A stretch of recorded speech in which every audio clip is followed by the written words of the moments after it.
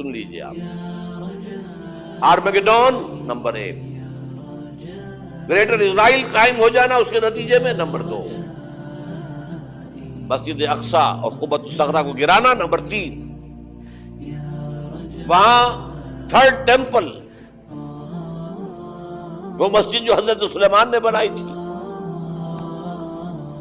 1000 قبل مسیح میں، پھر برباد کی تھی نبوکدنضر نے، دوبارہ بنائی گئی، پھر دوبارہ ختم ہوئی 70 عیسوی تک گری پڑی ہے. ان کا خانہ کعبہ گرا ہوا ہے 70 عیسوی سے لے کر آج تک.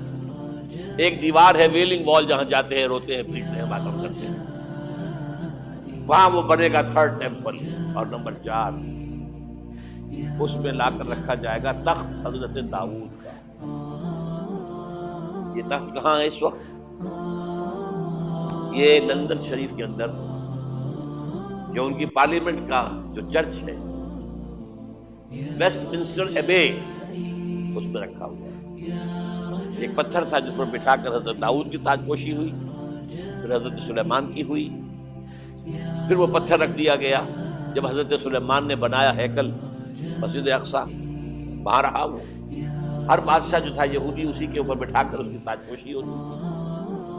سن 70 میں ٹائٹس نے گرایا اسے ہیکل کو، وہ پتھر لے گیا، وہاں سے روم گیا، روم سے آئرلینڈ گیا، آئرلینڈ سے اسکاٹ لینڈ آیا، اسکاٹ لینڈ سے انگلینڈ آیا، اور اب وہ رکھا ہوا ہے 14ویں صدی عیسوی سے آج تک.